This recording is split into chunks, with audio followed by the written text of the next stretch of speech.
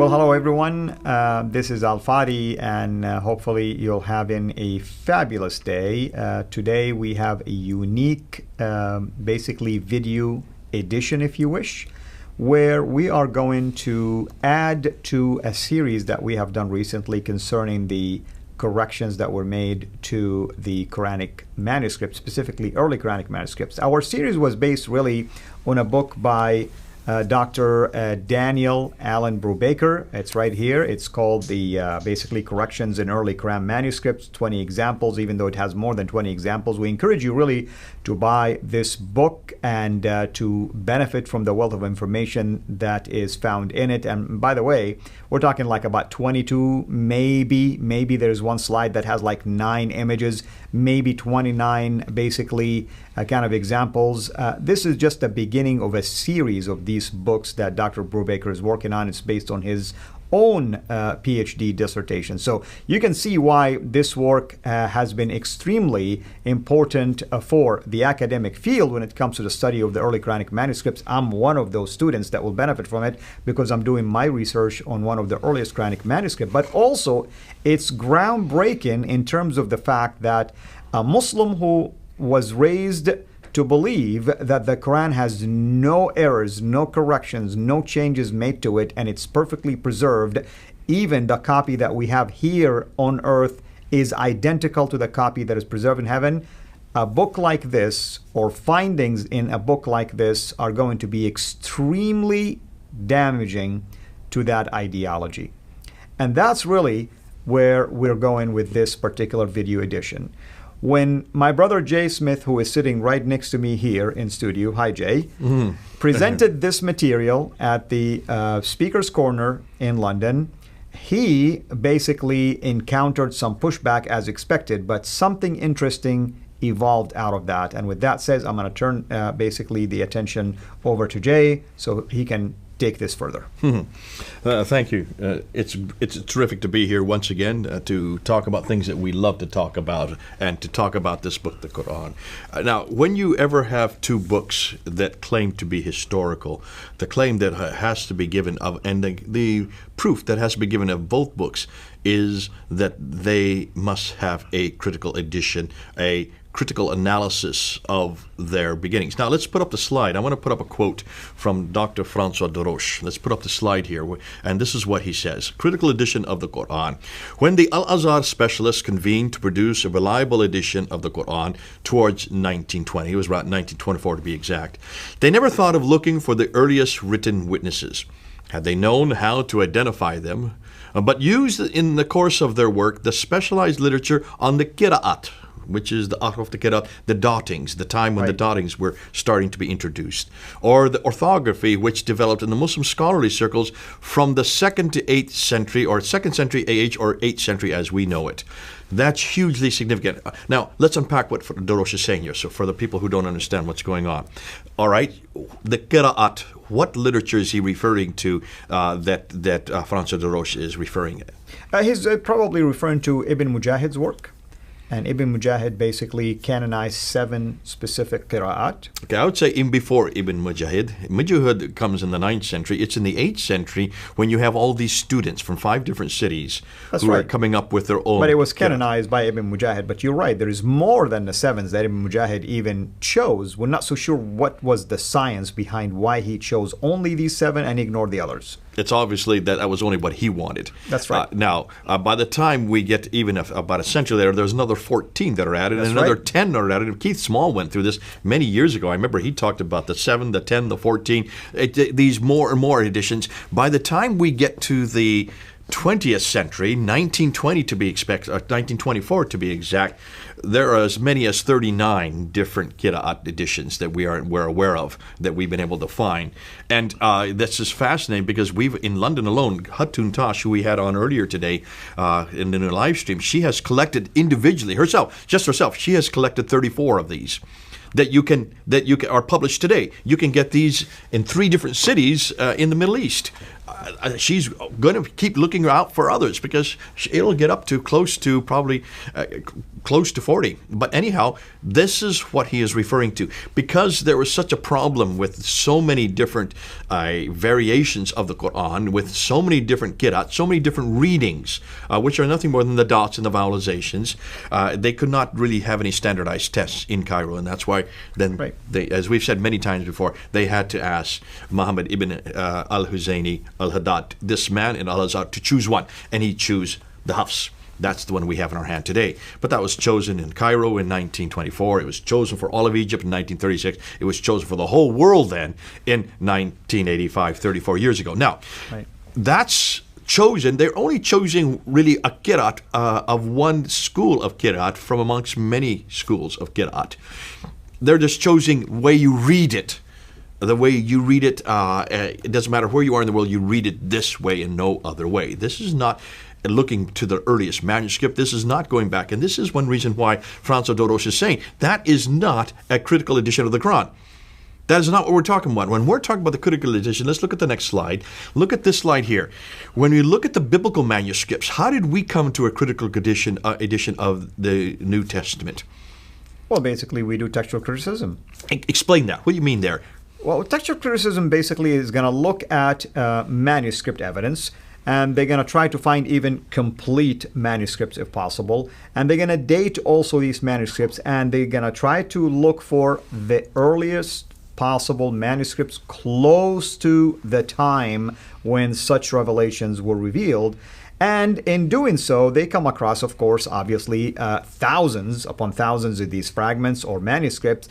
And when they discover, for instance, there are some variants, if you wish, or copyist errors, or whatever you want to call them, they begin to do studies to try to figure out what the original would have been by tracing it back to these families of manuscripts and finding, if this error made its way throughout this particular family or not, if this copyist was the same person who copied this or not, is this copy that we find a century or two later was based on this particular family. I mean, this is what the science of basically textual criticism in a simplified way represents. Okay, so it looks at manuscript evidence. It tries to date them as accurately as we can. It tries to find out if there are different schools that have different ways of saying one thing. It looks for variants. It looks for anything that would help the researcher go back to the earliest text. And it gives them ratings. There is high ratings, low rating. The higher the rating, that means that this is probably what the original would have said.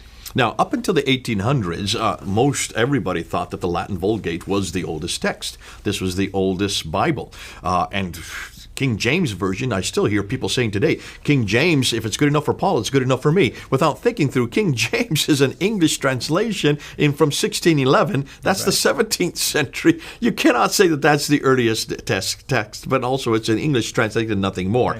But what was more important is that you need to go back, and it was why people like Tischendorf, when he was there traveling through the Sinai Peninsula, he came at St. Catherine's Monastery, and he found that codex. Let's put that slide up again. That codex that's in the middle, Codex Sinaiticus, probably the most famous of all codices, because that's a Greek codex. It's written in the Uncial text. The Uncial text is a much earlier text than the Majuscule, which then replaced it, because if you take a look at it carefully, and you can see the Codex Vaticanus on the left of it and the Codex Alexandrinus on the right of it, these are known as the three metropolitan codices. The Sinaiticus is probably the most famous because it was the first one to be discovered. And the reason why it's so exciting is it's written on parchment. It's not written on papyrus. Papyrus, you would not survived this many years. Papyrus survives for about 100 years. It's made out of leaves, papyrus leaves, and they just start to disintegrate. So when he came across this one, it was in a waste paper basket. Can you imagine that? In a waste paper basket up there in the St. Catherine's Monastery. The monks didn't even know the importance of it. They were going to burn it to keep warm. They needed to keep warm in a cold day, so that's why they had it in a waste paper basket. Tischendorf, who had done some studies, was aware of the Uncial movement over to minuscule in about the 4th century. He realized that this is a very archaic text, very well preserved, and he asked if he could have it. And they said, well, we're going to burn it anyways. Yeah, you can have it. He took it back to Britain. They sent it up to St. Petersburg. They were the first one to date it to 325, between 325 and 350, so the 4th century. Now, since then, there has been many more datings done on it, much more accurate datings, and we now know it is a 4th century. That is the earliest, along with the Vaticanus to the left of it, which is in Rome. The Sinaiticus is no longer in St. Petersburg. It has now been bought by the British Library. It's now in the British Library. I've seen it many times.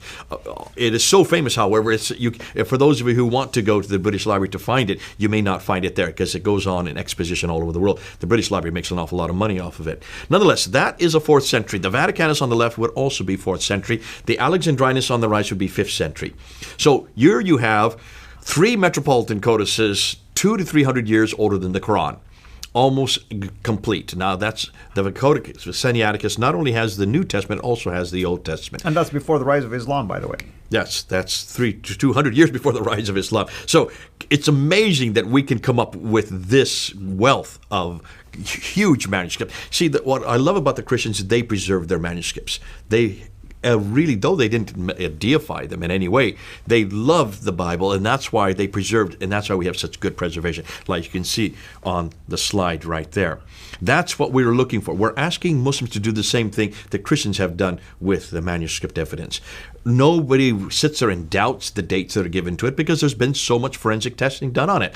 We do look for variants. We're very open about it. If you open up my Bible, I have my Bible here, and if you open it up to Mark chapter 16, verse 9, it'll be very clear that the verses that come between verse 9 to 20, there's a line there warning the readers that they're not found in the earliest Greek manuscripts. They're not found in these manuscripts. If you open to John chapter 7, verse 53 to John 8, verse 11, there's a line before and after and warns the reader that these verses are not found in these manuscripts, these metropolitan codices, these 3 manuscripts that are so well preserved. If you open up to 1 John chapter 5, verse 7 and 8, you will see in my Bible, in the NIV, they've taken out verse 7, and you have, it goes from 6 to 8 immediately.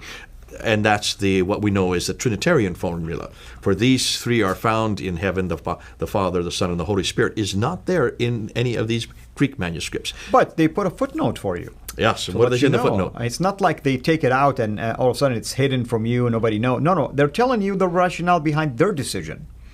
And what is the rationale? Do you know what it is? Well, in the footnote, what it is to say the reason it's not there is because this was introduced in the King James Codex, the King James Version in 1611 by a number of scribes who actually, it was actually interjected in a century earlier in England. This was done only in England, that this verse, a Trinitarian formula, was then introduced at this time. Muslims say, that proves you the Trinity should be there. No, you can go to Matthew, end of Matthew, chapter 28, verse 19 and 20, and see the Trinitarian formula right there. But that was important that a textual criticist, seeing that, knowing that, then puts it in a footnote at the bottom, said this should not really be there. We do that. We're very open about that. And they look at the earliest manuscripts. That's how they base these kind of decisions. Yeah. You'll always go to the earliest manuscript to make this kind of decision. Now, so that's seeing that on board. What I'd like to do, we'll bring this to a conclusion because now we know what textual criticism. What I'd like to do is see what happened on May 26 and what is now happening even as we speak with Muslims, where we have asked the same question. Where have you done that with the Quran? We need to stop it here. We need to go here, but we need to put that introduction to see what we're going to see next. Very good. Well, in this case, we hope that you would join us again next week.